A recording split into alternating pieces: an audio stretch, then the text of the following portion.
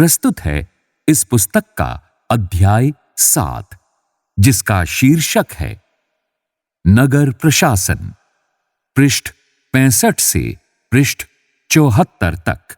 तो आइए अब सुनते हैं अध्याय 7, नगर प्रशासन, पृष्ठ 65।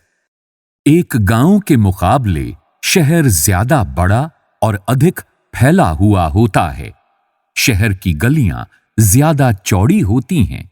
यहां के बाजारों में ज्यादा भीड़ भाड़ होती है। पानी और बिजली की सुविधाएं होती हैं। अस्पताल होते हैं। यहां बहुत ज्यादा वाहन होते हैं और यातायात को नियंत्रित करना पड़ता है। क्या आपने कभी सोचा है कि ये सब इतने सुचारू रूप से कैसे चलता है? कौन सी संस्था इन सब के लिए जिम्मेदार होती है? कैसे निर्णय लिए जाते हैं? कैसे योजनाएं बनाई जाती हैं?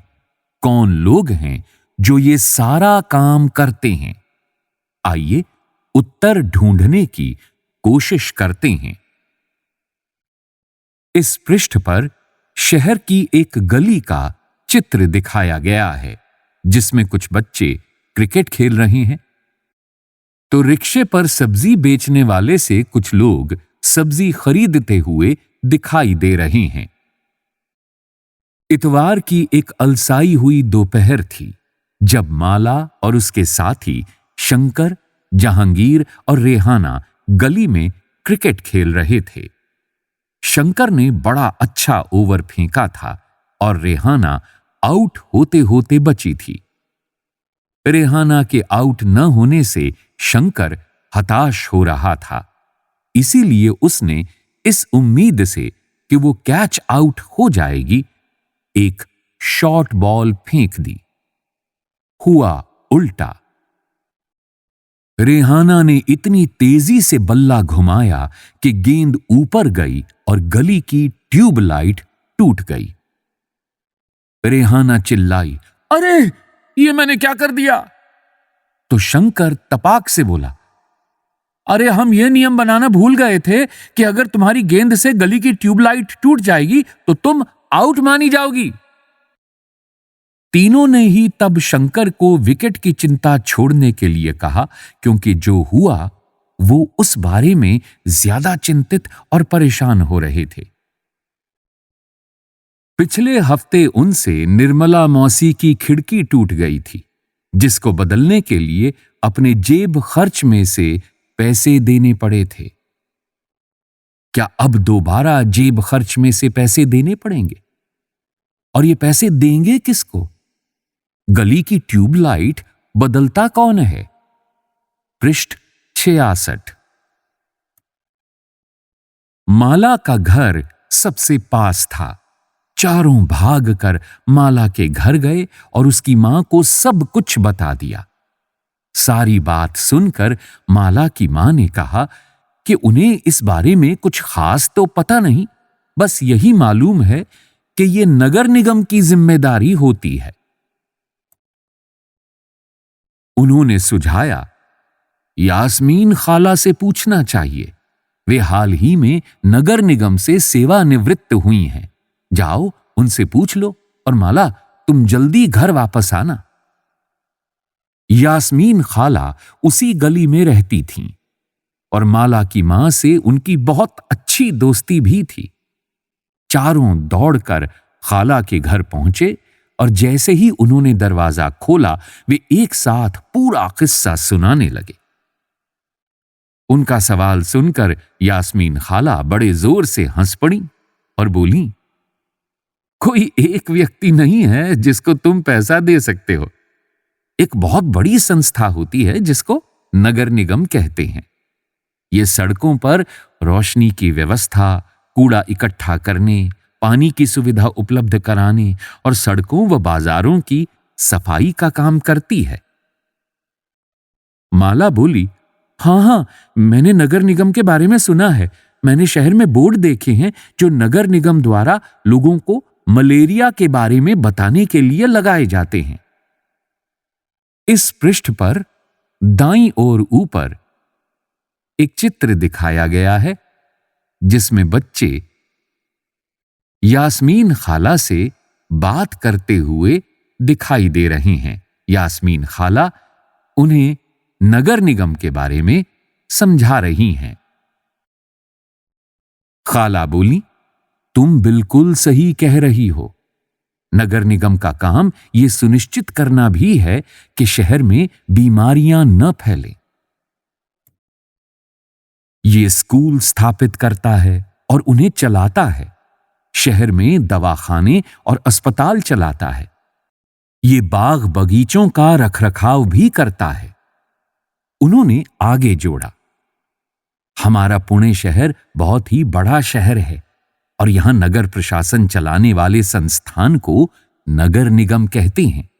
छोटे कस्बों में इसे नगरपालिका कहते हैं। इस पृष्ठ पर दाईं ओर नीचे आपसे एक कार्य करने को कहा गया है। क्या आप नगरपालिका के कार्यों की सूची बनाने में शंकर की मदद कर सकती हैं? 1, 2, 3, 4। पृष्ठ 67। निगम पार्षद एवं प्रशासनिक कर्मचारी। यास्मीन खाला, मुझे बड़ी उत्सुकता हो रही है कि यह फैसला लेता कौन है कि पार्क कहां बनाया जाए। जब आप नगर निगम में काम करती थीं, तो क्या ऐसे मजेदार निर्णय भी लेने पड़ते थे? रेहाना ने पूछा। खाला ने जवाब दिया, नहीं रेहाना, मैं तो निगम के लेखा विभाग अकाउंट में थी। बस लोगों की मासिक तनख्वाह की पर्चियां बनाती थी। चूंकि शहर का आकार बहुत बड़ा होता है, इसलिए नगर निगम को कई निर्णय लेने होते हैं। इसी तरह शहर को साफ रखने के लिए बहुत काम करना पड़ता है। ज्यादातर निगम पार्षद ही ये निर्णय लेते हैं कि अस्पताल या पार्क कहां बनेगा। शहर को अलग अलग वार्डों में बांटा जाता है और हर वार्ड से एक पार्षद का चुनाव होता है। नगर निगम के कुछ निर्णय ऐसे होते हैं जो सारे शहर को प्रभावित करते हैं। ऐसे जटिल निर्णय पार्षदों के समूह द्वारा लिए जाते हैं। कुछ पार्षद मिलकर समितियां बनाते हैं जो विभिन्न मुद्दों पर विचार विमर्श करके निर्णय लेती हैं।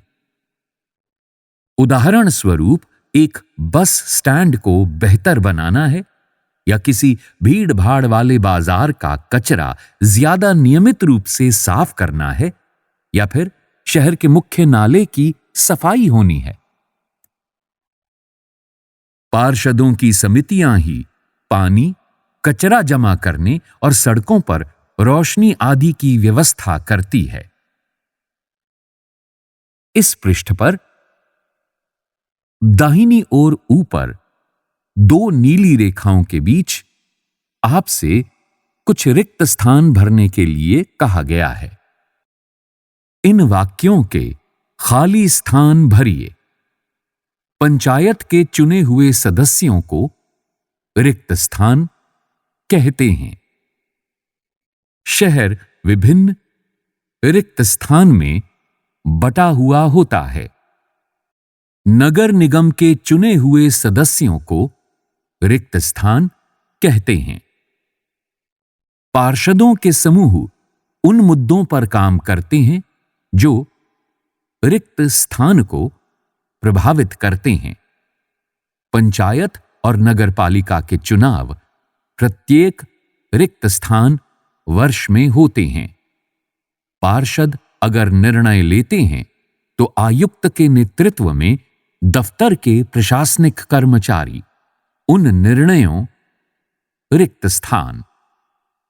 जब एक वार्ड के अंदर की समस्या होती है तो वार्ड के लोग पार्षद से संपर्क कर सकते हैं। उदाहरण के लिए, अगर बिजली के खतरनाक तार लटक कर नीचे आ जाएं, तो स्थानीय पार्षद बिजली विभाग के अधिकारियों से बात करने में मदद कर सकते हैं। जहां पार्षदों की समितियां एवं पार्षद विभिन्न मुद्दों पर निर्णय लेने का काम करते हैं, वहीं उन्हें लागू करने का काम आयुक्त, कमिश्नर और प्रशासनिक कर्मचारी करते हैं। आयुक्त और प्रशासनिक कर्मचारियों की सरकार द्वारा नियुक्ति की जाती है, जबकि पार्षद निर्वाचित होते हैं। तो नगर निगम में ये निर्णय लिए कैसे जाते हैं? रेहाना ने पूछा। वो कभी सोचना बंद ही नहीं करती। पृष्ठ 68। बच्चों के सवालों से खुश होते हुए यास्मीन खाला ने जवाब दिया, सारे वार्डों के पार्षद मिलते हैं और सबकी सम्मिलित राय से एक बजट बनाया जाता है। उसी बजट के अनुसार पैसा खर्च किया जाता है। पार्षद ये प्रयास करते हैं कि उनके वार्ड की विशिष्ट जरूरतें परिषद के सामने रखी जा सकें। फिर ये निर्णय प्रशासनिक कर्मचारियों द्वारा क्रियान्वित किए जाते हैं। खाला बड़ी खुश थीं, क्योंकि किसी बड़े व्यक्ति ने तो आज तक उनके काम के बारे में पूछा नहीं था। बच्चों के सवालों ने उन्हें अपने अनुभव बांटने का एक मौका दिया था। इस पृष्ठ पर बाईं ओर नीचे हरे रंग के बक्से में नगर निगम के बारे में महत्वपूर्ण जानकारी दी गई है। नगर निगम को पैसा कहां से मिलता है? इतने सारे काम करने के लिए बहुत सारा पैसा चाहिए। निगम ये राशि अलग अलग तरीकों से इकट्ठा करता है। इस राशि का बड़ा भाग लोगों द्वारा दिए गए कर यानी टैक्स से आता है। कर वो राशि है जो लोग सरकार द्वारा उपलब्ध कराई गई सुविधाओं के लिए सरकार को देते हैं। जिन लोगों के अपने घर होते हैं, उन्हें संपत्ति कर देना होता है और साथ ही पानी एवं अन्य सुविधाओं के लिए भी कर देना होता है। जितना बड़ा घर, उतना ज्यादा कर। निगम के पास जितना पैसा आता है, उसमें संपत्ति कर से केवल 25 से 30% पैसा ही आता है। शिक्षा पर भी कर लगता है। अगर आप किसी दुकान या होटल के मालिक हैं, तो उस पर भी कर देना पड़ता है। अगली बार जब आप सिनेमा देखने जाइएगा, तो टिकट पर ध्यान से देखिएगा। हमें मनोरंजन के लिए भी कर देना पड़ता है। इस तरह अमीर लोग संपत्ति कर देते हैं, वहीं जनसंख्या का एक बड़ा हिस्सा सामान्य तरह के कर अधिक देता है।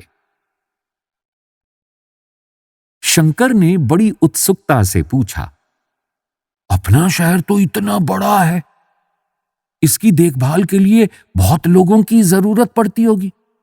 खाला, तब तो नगर निगम में ढेर सारे लोग काम करते होंगे। वो अब तक क्रिकेट के मैच और अपने अधूरे ओवर की बात बिल्कुल भूल चुका था। दरअसल शहर में काम को अलग अलग विभागों में बांट देते हैं। जैसे जल विभाग होता है, कचरा जमा करने का विभाग, उद्यानों की देखभाल का विभाग, सड़क व्यवस्था का विभाग इत्यादि।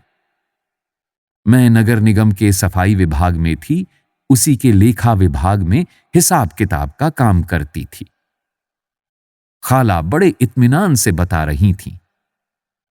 फिर बच्चों के खाने के लिए रसोई से कबाब लाने चल पड़ी। जहांगीर ने रसोई में खड़े खड़े तेजी से अपने कबाब खा लिए। फिर ऊंची आवाज में वहीं से बोला, यास्मीन खाला, नगर निगम जिस कूड़े कचरे को इकट्ठा करता है, वो जाता कहां है? बाकी बच्चे अभी कबाब खा ही रहे थे। यास्मीन खाला ने बताना शुरू किया। इस सवाल का जवाब बड़ा मजेदार है। जैसा कि तुम जानते हो, कचरा लगभग हर गली में ही फैला रहता है। पहले हमारे पड़ोस का भी यही हाल था।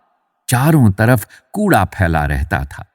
अगर कूड़े को इकट्ठा करके हटाया न जाए तो मक्खियां भिनभिनाती रहती हैं और आसपास कुत्तों, चूहों का जमावड़ा हो जाता है। लोग इसकी बदबू से बीमार भी पड़ जाते हैं। एक और बुरी बात यह थी कि बच्चों ने गली में क्रिकेट खेलना छोड़ दिया था, क्योंकि उनके घर वालों को यही डर लगा रहता था कि गली में अधिक समय रहने से बच्चे बीमार ना पड़ जाएं। इस पृष्ठ पर एक चित्र में एक कबाड़ी वाले के यहां पुनर्चक्रण को दिखाया गया है। पुनर्चक्रण कोई नई चीज नहीं है। तस्वीर में दिख रहे व्यक्ति की तरह कई लोग बड़े लंबे समय से कागज, कांच, प्लास्टिक और धातु का पुनर्चक्रण कर रहे हैं।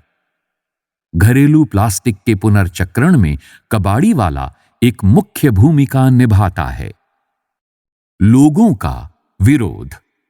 यास्मीन खाला ने अपनी बात जारी रखी। मोहल्ले की औरतें इन सब से बड़ी नाराज थीं। वे सलाह लेने मेरे पास भी आईं। मैंने उन्हें कहा कि मैं विभाग के किसी अधिकारी से इस मामले में बात करने की कोशिश करूंगी, मगर मैं भी निश्चित तौर पर यह बात नहीं कह सकती थी कि इसमें कितना समय लगेगा। इस पर गंगाबाई ने बताया कि हमें अपने वार्ड के पार्षद के पास इस समस्या को लेकर जाना चाहिए। आखिर वोट देकर उसे हमने चुना है। उसके सामने हमें विरोध प्रदर्शन करना चाहिए।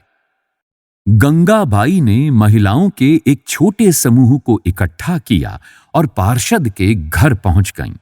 सभी औरतें घर के सामने जाकर नारे लगाने लगीं। तब पार्षद घर के बाहर निकले और उन्होंने उनकी समस्या के बारे में पूछा। गंगाबाई ने अपने मोहल्ले की खराब हालत बयान की। पार्षद ने उन महिलाओं से वादा किया कि वे अगले दिन उनके साथ आयुक्त से मिलने जाएंगे। साथ ही उन्होंने गंगाबाई को मोहल्ले के सारे वयस्कों से एक अर्जी पर दस्तखत करवाने के लिए कहा। अर्जी ये थी कि उनके मोहल्ले से कचरा उठाने की नियमित व्यवस्था की जाए। उन्होंने सुझाव दिया कि कल आयुक्त से मिलने जाते समय स्थानीय सफाई अभियंता यानी इंजीनियर को भी साथ ले जाना अच्छा रहेगा। इससे फायदा होगा क्योंकि सफाई अभियंता भी आयुक्त को बता सकेगा कि हालत कितनी खराब है। उस दिन पूरी शाम बच्चे घर घर का चक्कर लगाते रहे ताकि अर्जी पर ज्यादा से ज्यादा परिवारों के लोगों के दस्तखत लिए जा सकें। पृष्ठ 70। अगली सुबह बहुत बड़ी संख्या में महिलाएं पार्षद और सफाई अभियंता के साथ नगर निगम के दफ्तर गईं। आयुक्त पूरे समूह से मिले, पर वे बहाना बनाने लगे कि नगर निगम के पास पर्याप्त संख्या में ट्रक उपलब्ध नहीं हैं। गंगाबाई ने तपाक से कहा, लेकिन लगता है कि आपके पास अमीर इलाकों से कचरा उठाने के लिए पूरे ट्रक हैं। जहांगीर ने झट से कहा, इससे आयुक्त का तो मुंह ही बंद हो गया। और नहीं तो क्या, उसने फौरन इंतजाम करने के लिए कहा। यास्मीन खाला ने बताया, गंगाबाई ने आयुक्त को चेतावनी दी कि अगर 2 दिन के अंदर काम नहीं हुआ तो नगर निगम के सामने बहुत बड़ी संख्या में महिलाएं धरने पर बैठ जाएंगी। तो क्या गलियों की सफाई हो गई? रेहाना ने झट से पूछा, जो कभी चीजों को अधूरा नहीं छोड़ती थी। 2 दिन तक कुछ भी नहीं हुआ। वो तो जब एक बहुत बड़े समूह ने विरोध प्रदर्शन किया, जोरदार नारे लगाए, तब जाकर बात बनी। अब मोहल्ले की सफाई नियमित रूप से होने लगी है। इस पृष्ठ पर बाईं ओर नीचे हरे रंग के बक्से में कुछ महत्वपूर्ण जानकारी दी गई है। खाला के सेवानिवृत्त होने के बाद से क्या क्या बदला है। यास्मीन खाला ने बच्चों को जो नहीं बताया वो ये है कि हाल के समय में पैसा बचाने के लिए कई नगर निगमों ने कचरा उठाने और उसे ठिकाने लगाने के लिए निजी ठेकेदार रख लिए हैं। इसको निजीकरण कहते हैं। इसका मतलब है कि जो काम पहले सरकारी कर्मचारी करते थे, वे काम अब निजी कंपनियां करती हैं। निजी ठेकेदार जिन मजदूरों को कचरा जमा करने और उठाने के काम पर लगाते हैं, उन्हें बहुत कम पैसा देते हैं। उन मजदूरों की नौकरी अस्थायी होती है। कचरा उठाने का काम काफी खतरनाक भी होता है। अक्सर उनके पास अपनी सुरक्षा के साधन नहीं होते हैं। अगर काम करते हुए वे घायल हो जाएं, तो उनकी देखभाल करने वाला कोई नहीं। इस पृष्ठ पर दाईं ओर बीच में 2 हरी रेखाओं के बीच में कुछ प्रश्न पूछे गए हैं। गंगाबाई किस बात का विरोध कर रही थीं? आपके हिसाब से गंगाबाई ने पार्षद के पास जाने की बात क्यों सोची? जब आयुक्त ने यह कहा कि शहर में ट्रकों की संख्या पर्याप्त नहीं है, तो गंगाबाई ने क्या कहा? यह तो बिल्कुल बम्बैया सिनेमा की तरह सुखद अंत हुआ, माला ने कहा। वो अपने आप को नेतृत्व करने वाली गंगाबाई की भूमिका में देखने का सपना देख रही थी। सभी बच्चों को गंगाबाई की कहानी सुनकर बहुत मजा आया। उन्हें इसका आभास तो था ही कि मोहल्ले में गंगाबाई की खासी इज्जत थी और लोग उन्हें बहुत मानते थे, मगर उसका कारण उन्हें अब समझ में आया था।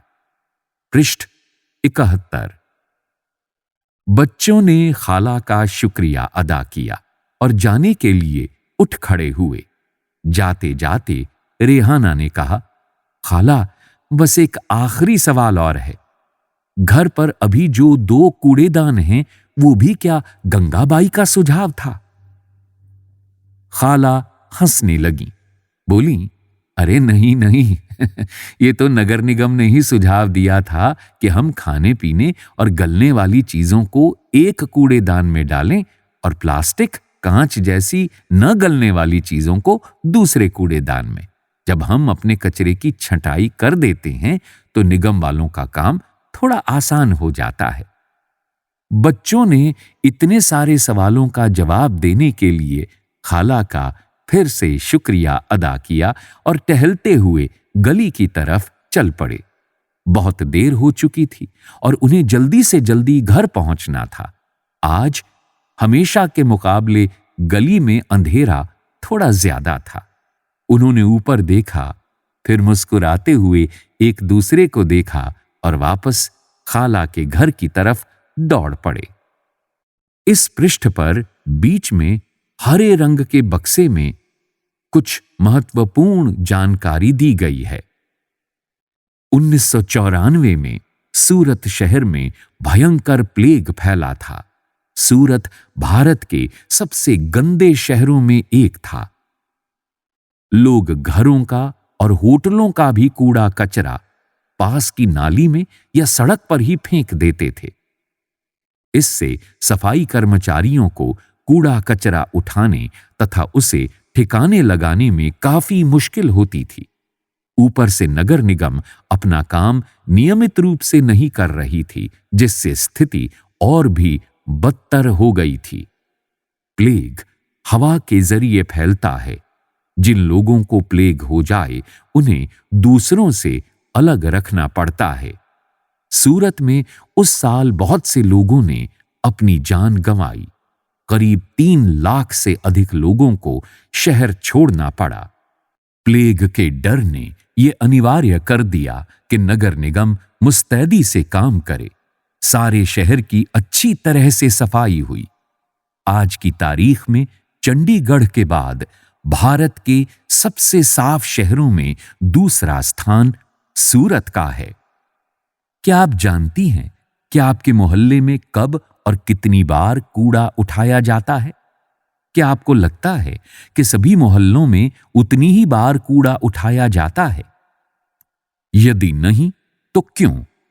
चर्चा करें। क्या आप जानते हैं कि सरकार आपके करों से ही सड़कें, पुल, पार्क एवं गलियों में बिजली इत्यादि की व्यवस्था करती है? अपने परिवार में इस बारे में बातचीत कीजिए और करों से मिलने वाले 3 अन्य लाभों की सूची बनाइए। अगर आपको यह कहानी पसंद आई हो तो लाइक करिए और इसी तरह की और कहानियों तथा किताबों को सुनने के लिए सब्सक्राइब करें हमारे चैनल को और दबाएं बेल आइकन।